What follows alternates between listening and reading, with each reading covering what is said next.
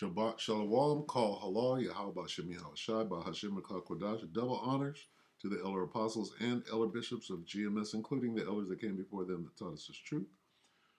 Shabbat Shalom and salutations to all the brothers out pushing the word of truth and in sincerity, the hopeful elect tabernacle of David, to the Akwat that are listening and learning, being the pillar of rest, the 144,000, the 1/3, the hopeful elect of Israel. I'm the brother Yahshua. I'm back with the WW3 Daily Update. Shabbat Shalom and salutations to you all.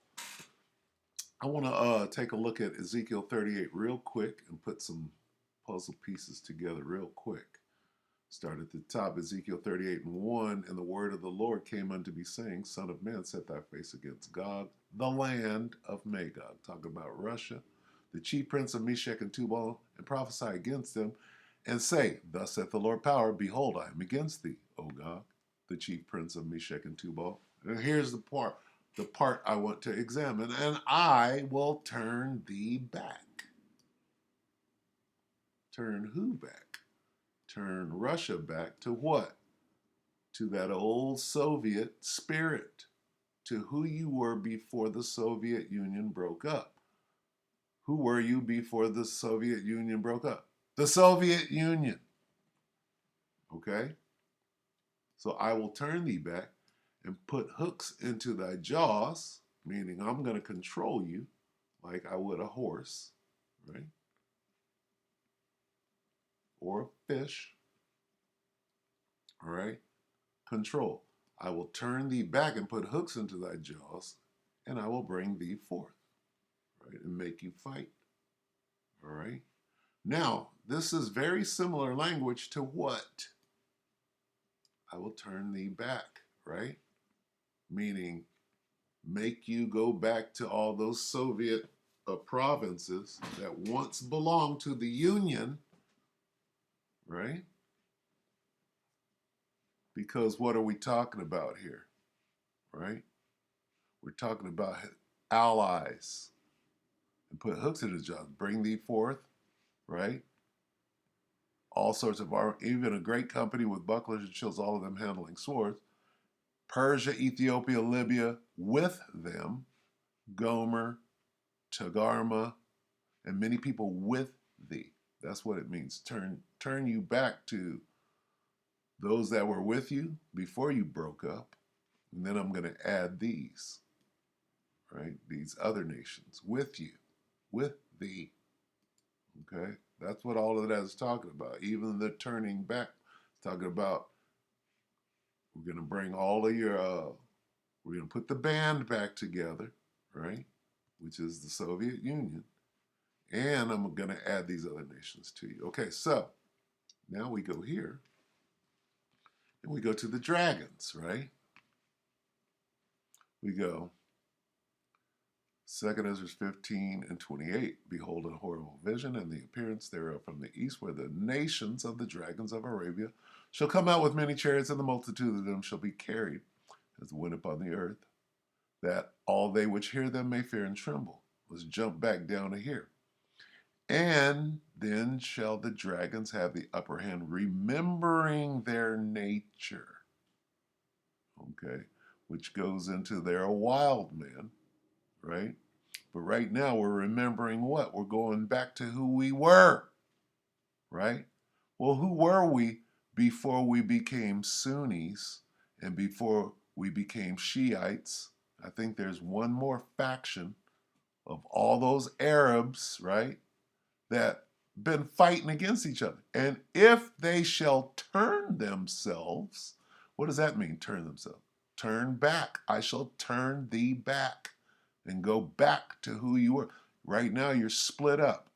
Oh, how do you know that this means if they shall turn? What do you mean? That means they're going to come back to conspiring together. It's telling you what it means. And if they shall turn themselves, conspiring together, meaning what?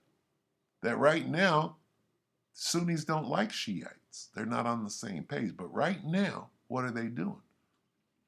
Turning themselves and conspiring together in great power to persecute them, who you're fighting against.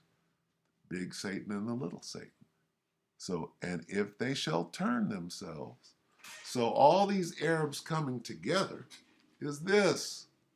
Then shall the dragons have the upper hand, remembering their nature. And if they shall turn themselves, conspiring together in great power, how do you overcome? How is the nation of Israel going to overcome? Because they're coming back together. They're putting the band back together. Anyway, this is the Poplar Report with Steve Poplar. Global trade panicking, random ships being attacked. Well, these Arabs down here, are they Sunni or Shiite? Soon it doesn't matter. We're Arabs. Fuck the Sunni Shiite thing. We need each other right now. Right? And all of them. Arabs over here, Arabs over here, Arabs everywhere. You got Sunni and Shiite, they don't get along right now. They're gonna let that thing go so that they can come together in great power. Anyway, we'll let this guy speak. Hey everyone, we got some big news coming out of the Middle East, and you've probably already heard bits and pieces of this. You've probably heard conflicting bits of information, and that's what I'm going to try to solve here for you. Is I'm going to lay out a number of conflicting reports about what transpired in the Red Sea on Sunday. As we look at the different pieces, there's still going to be some conflicting bits here and there, but you're going to start seeing a more complete picture kind of coming out. The short of it is 3 merchant ships were struck by missiles, drones, or surface drones. 3 ships have been damaged. These are all civilian ships have been damaged. That is a big deal. At least one of them, if not all 3 of them, are not directly linked to Israel. Now, Yemen and Iran is saying basically 2 of these ships is linked to Israel. And they don't even seem to be claiming that the 3rd one is linked to Israel. That has changed things dramatically. 10% of the world's trade goes through this little choke point right here, right next to Yemen. And Yemen is attacking ships. Up to this point, Israeli-linked ships have been getting hit with much, much higher insurance rates because insurance companies are like, they're just attacking Israeli-linked ships. But that has changed, friends. When they started attacking ships that are loosely or very tenuously linked to Israel, and then at least one ship that has no link whatsoever to Israel, that has changed the game completely. The Bab al-Mandab Strait for insurance people has got to start to look like it is just downright closed. You'd have to be insane to be insuring a ship going through this strait right now while Yemen is out there talking about they're going to hit anything that they deem to be linked to Israel in any shape or form. They are just flat out attacking ships here. And not only that, but apparently they attacked the wrong ship. So they thought they were attacking a U.S. destroyer or some kind of military vessel. They claim that they attacked a military vessel and they hit it. Turns out it was a cargo ship, a Japanese cargo ship. That's, I can't stress how big of a deal it is that they are just apparently shooting at random things in this strait. That is not a place where we can have that kind of thing happen. And it's even worse because of what's happening over with the Panama Canal. With the Panama Canal, ships diverting around the Panama Canal, pretty sure they know exactly what they're shooting at and what those ships have on board. They have munitions, they have more missiles for the, what do they call it, missile shield or whatever. Right? They know what's in those containers. Come on. You're being stupid. Oh, they're just randomly shooting it. Yeah, right. That's called propaganda. Right? And we're not stupid. They know what they're doing. To go through the Suez Canal. Of course. Say hello. Yeah, the world is at war right now. You're going from one canal to the other. Yeah, what they're doing is they're on the chessboard. They're playing 5D chess, if you will. Of course, to get to the Suez Canal, you have to go through the Bab al-Mandab Strait. So you see the problem here. Our 2 biggest canals in the world handling a vast amount of trade across the world. Both of them are, in some ways, limited in their capacity. All right, so let's jump through what actually happened. Here's Iran. They say that this is one of the ships going up in flames, and it's almost certainly not, because Iran is just really Iran, the Palestinians, all these guys. They just love jumping on the internet and grabbing some screenshots from somewhere and pretending like that's what's actually happening. All right, so trade winds broke this relatively early, and this is instructive because they're pulling from Iranian military and Yemeni military spokesmen. Listen carefully what they say as we try to parse out the truth here, which should fill things out, at least from some kind of neutral status here. At least 2 commercial vessels and a U.S. warship sailing off Yemen were hit by projectiles launched by Houthi rebels on Sunday in a string of incidents recorded near the Bab al-Mandeb Strait. According to Iranian military and Yemeni military spokesperson, they confirmed that the country's navy carried out strikes against 2 Israeli-linked ships. Wait. We know from U.S. Central Command and media reports now that 3 cargo ships were hit. Iran and Yemen says they attacked 2. Random ships getting hit. That's, I don't know. I know what it is. Random ships getting hit right before a war or to allow you into war. That's called the Gulf of Tonkin event. Shall we grab that real quick? Because this is what we're watching. So I'm going to get out of here. We'll get Gulf of Tonkin and then we'll go ahead and close. Let's see. All right. Let's see. The Gulf, right, of Tonkin incident. What is it referencing?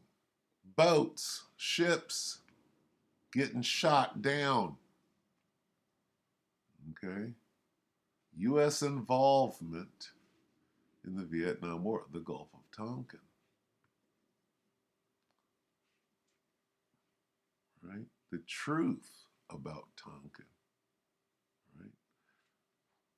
What happened was somebody sank something, it didn't really happen.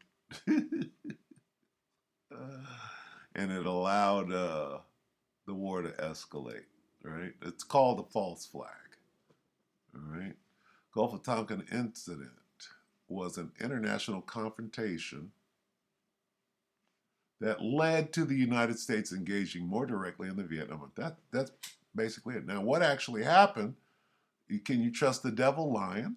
No, he's not going to tell you the truth. But what he wanted to escalate the war. So what did he do? He went out there and sank a damn ship and blamed it on somebody. It consisted of a confrontation on August 2nd, when the United States forces were carrying out covert amphibious operations close to the north. What are you doing off the coast of Vietnam?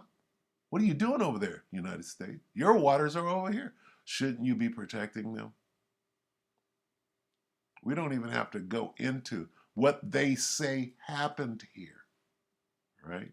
All we got to do is extrapolate, right? Why and how did the United States go and perform shock and awe in Iraq?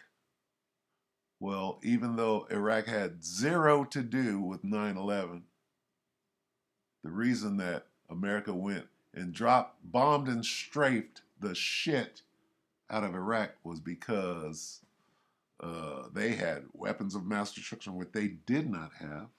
And it was because they were the terrorists that did 9/11, which they did not do. Right? Come on now.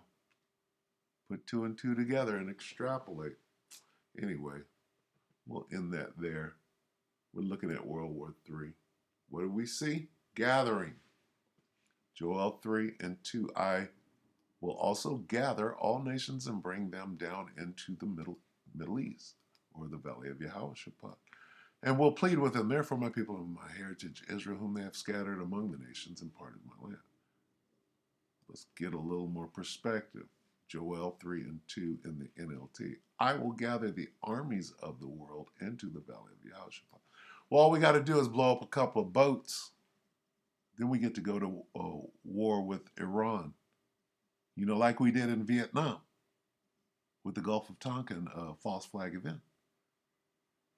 All right. So keep your eye out. Keep watching, and we'll see where this thing goes. With that, we hope that the elect are edified. You brothers and sisters, with that, Shabbat Shalom.